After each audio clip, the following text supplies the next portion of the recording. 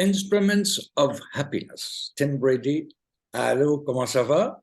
Je suis très heureux, comme toujours avec les Instruments of Happiness. On ne peut être que heureux une fois qu'on a une guitare dans les mains.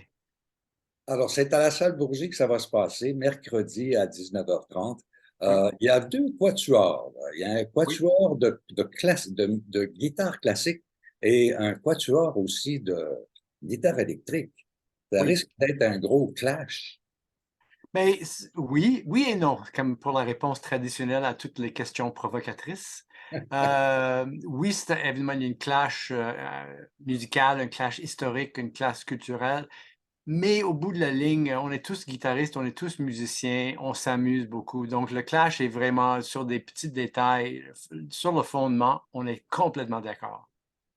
Et tant qu'à faire un quatuor, ils ont invité quatre Oui, femmes pour quatre chanter avec sopranos eux. en Alors, plus. c'est quatuor, quatuor, quatuor. Oui, absolument. Il y a 4 femmes, ça c'est vrai. Non, non, heu, musicalement, le nombre 4 musiciens comme les quatuors à cordes, l'harmonie à 4 voix, normalement, ce qu'on quand on arrive comme créateur musicien avec 4 voix, c'est la façon maximale d'avoir les effectifs pour nous donner une certaine richesse harmonique.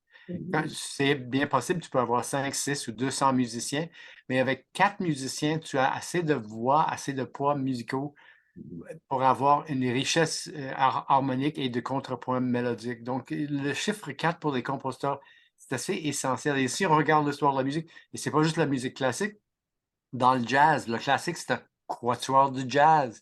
Les Beatles, c'était pas un quintet, les Beatles étaient un quatuor. Mhm. Donc, le chiffre 4 et le quatuor est vraiment une affaire très, très, très importante dans la musique un peu partout dans le monde. Ben, justement, présente-nous donc les musiciens. Winston va remettre la photo avec. Oui, on a comme mon quatuor, Instruments of Happiness, donc c'est Tim Brady, moi-même. Il y a Jonathan Barrio, il y a Simon Duchesne et Francis Brunet-Turcotte. Avec le quatuor de guitare du Canada, on a Steve Cowan, Jérôme Ducharme, Christ Habib et Louis Trépanier. Il y a également, qui malheureusement pas dans cette photo-là, j'ai une autre photo avec ça, il y a un autre guitariste compositeur, Renaud Côté-Giguère, qui va nous rejoindre pour une couple de pièces. Et on a les 4 sopranos, Bronwyn Teese Thompson, Janelle Lutzky, Sarah Albou et Marie-Annette Béliveau. Donc ça, sur scène, on va avoir un gros max de 13 musiciens. Marianique, avec laquelle tu as déjà travaillé dans le passé. Oui, je travaille à quelques et on a un gros projet l'année prochaine ensemble, une création opératique où elle va être la personnage principale, puis c'est en avril 2024. Espérons qu'on va avoir l'occasion de discuter ça en avril l'année prochaine. Mais bien sûr. C'est sûr. Alors, parle-nous de ce programme que tu as concocté. Ben, finalement, c'est moi qui l'ai concocté, mais l'idée originale vient de Louis Trépanier, qui est comme un peu le directeur du Quatuor de guitare du Canada. Il m'a contacté en 2020, juste comme au début de la pandémie. On travaillait sur un projet qui n'a rien à voir avec ce concert-là. On s'entendait bien, la même musique. Donc, il a eu l'idée, hey, Tim, est-ce que c'est imaginable de faire un projet ensemble, mon quatuor et ton quatuor de guitare électrique? Je n'avais jamais pensé à ça. Mais j'ai trouvé l'idée géniale. On a cherché du financement, puis on a construit un programme qui met en relief tous les éléments. Donc, comme je commence avec une pièce solo, donc on voit la guitare électrique comme voix solo, ce qui est intéressant. La deuxième pièce, c'est une pièce d'une compositrice québécoise, Roxane Turcotte, qui est assez bien connue. Une pièce qui était originellement une pièce électroacoustique, c'est-à-dire une pièce avec bande et guitare solo. Mais moi, j'ai fait une transcription. J'ai pris la partie électroacoustique bande, puis j'ai fabriqué une version où ils peuvent jouer les mêmes sons, mais par deux guitares électriques en temps réel. Donc, Roxane a divisé la partie acoustique entre les deux guitares classiques. Donc, la deuxième pièce, c'est un quatuor pour deux guitares classiques et deux guitares électriques très atmosphérique, avec une belle ambiance. Ça, c'est la première Mais partie. Tim, t'es parti, t'as passé vite sur la première pièce, qui est une composition de toi, Oui, jouée par toi. Peux oui. dire quelques mots là-dessus? Ah bon, oui, ça c'est vrai. Ça c'est vrai. Ça c'est également un autre projet de la pandémie.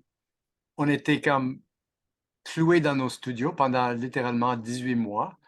Donc, littéralement, j'ai commencé à faire quelques petits esquisses. J'ai fait quelques petites esquisses de guitare solo, 2 ou 3. Puis finalement, je dis, ah non, j'ai pas le goût de faire 2 ou 3. J'ai le goût de faire une grosse affaire. Je vais faire 18. Je vais faire 18. Je vais me rendre à 18. Puis quand j'ai terminé ça, c'est une pièce de 50 minutes. C'est l'envergure genre symphonique. Donc, j'ai nommé la pièce Symphony in 18 Parts, symphonie en 18 parties, pour guitare électrique solo. Puis finalement, ma compagnie de disques aux États-Unis dit, tiens, on va le sortir. Donc, finalement, je suis content de la pièce. Je crois qu'une des raisons pourquoi je suis content, parce que j'ai fait beaucoup de guitare solo dans les années 90. Vers 2012, j'étais avec pas mal d'autres projets. Donc, depuis 2012, en 2012 et 2023, j'ai fait beaucoup moins de guitare solo. Puis, je trouve que ça me manquait un peu. Donc, de faire une nouvelle grande pièce de guitare solo qui va me donner une pièce de jouer tout seul sur scène, ça m'a attiré. Donc, Oui, mais on va pas faire toute la pièce. On va faire juste 3 extraits qui durent à c'est peu ça près que j'allais dire, je ne vais pas faire la pièce au complet. Donc, la soirée, le concert est divisé en deux.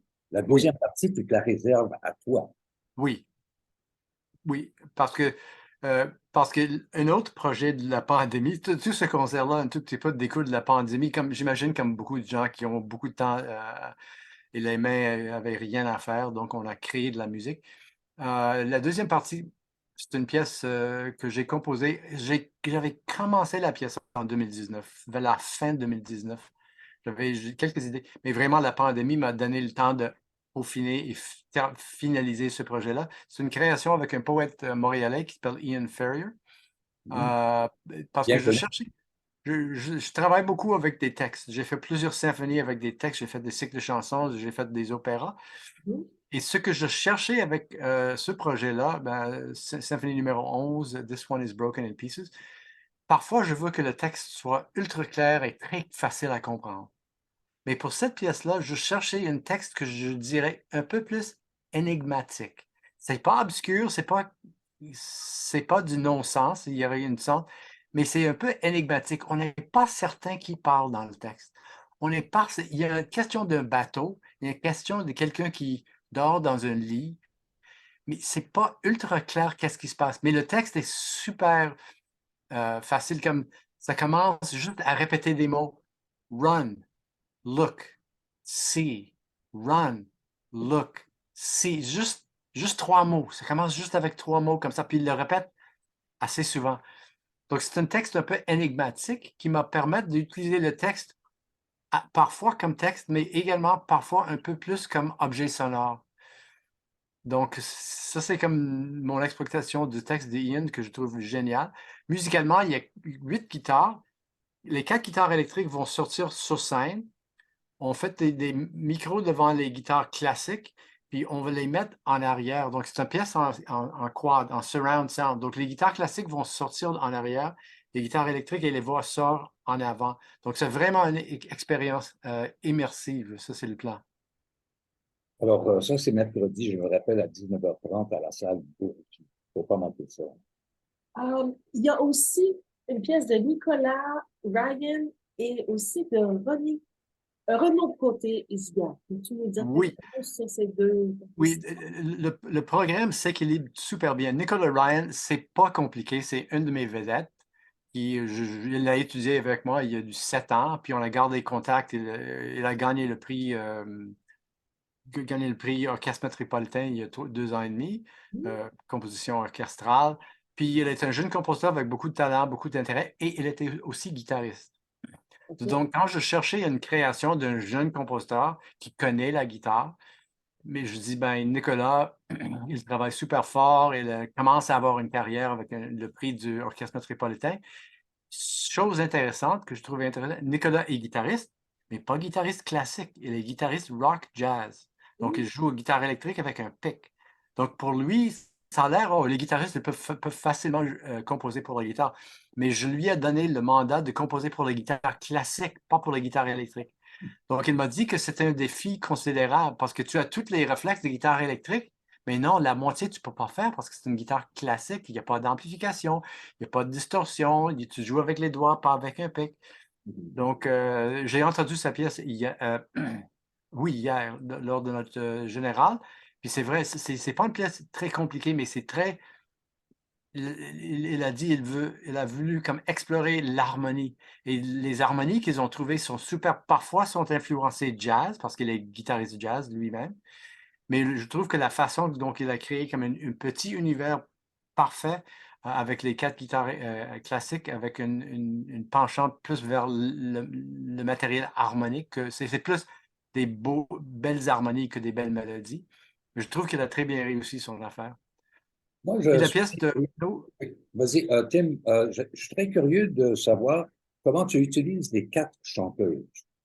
Alors, ben, dans ma pièce, ce qui est la dernière pièce du concert avec le texte de Ian Ferrier, principalement, je les utilise comme un mini-chœur. Ils chantent tout le temps, pas à l'unisson, mais ils chantent comme un objet sonore. C'est 4 voix qui chantent. C'est pas comme un opéra où tu as 4 personnages qui fait des dialogues. C'est pas comme un opéra, pas en tout. C'est pas comme il y a quelques solos. Il y a une couple de places où une chanteuse se démarque.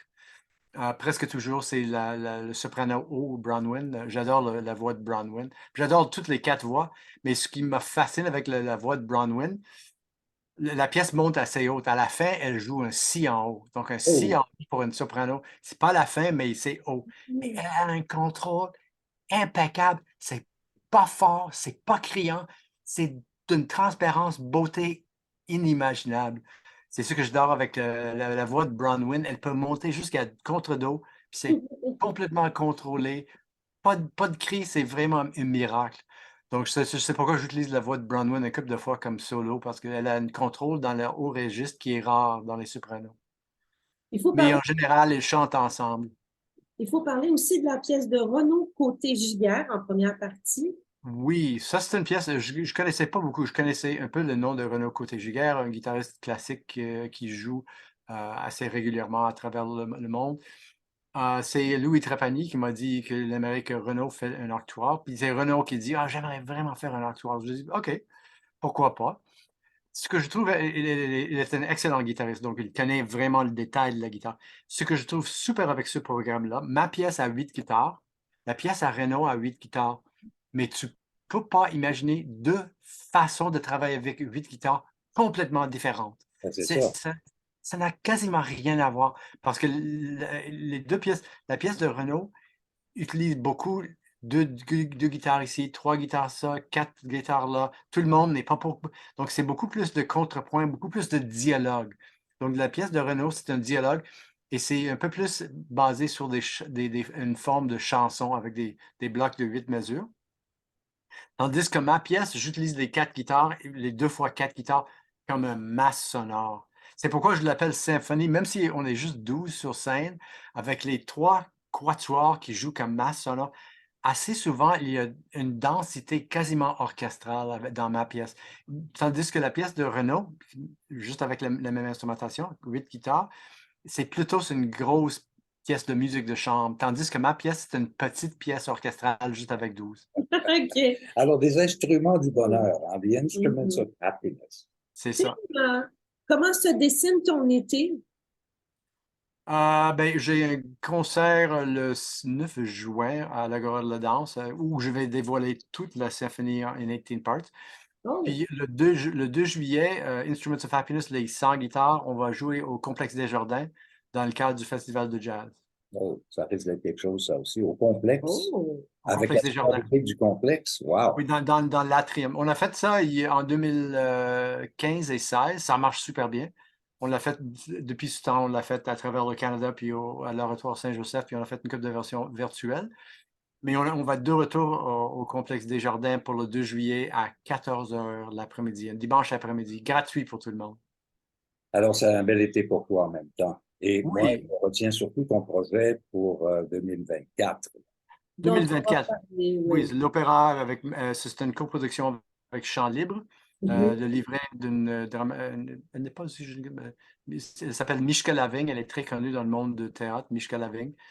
Elle vit à Gatineau. Puis l'opéra s'appelle Information. Et on dévoile pas plus que ça pour l'instant. Bon, maintenant, un petit scoop, là, c'est bon ça. Merci beaucoup, Tim.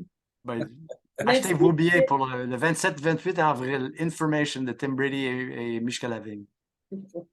Ben, Tim, merci. On se donne rendez-vous mercredi. C'est à Super. la salle Bourgier, je le rappelle, puis c'est à 19h30. Il y a des billets disponibles sur le site de salle Bourgier. Oui, Et absolument. puis, ben, écoute, break a leg. Merci bien. Toujours un plaisir de parler à vous autres. À Ah, ok, bientôt. merci. Bye. Merci.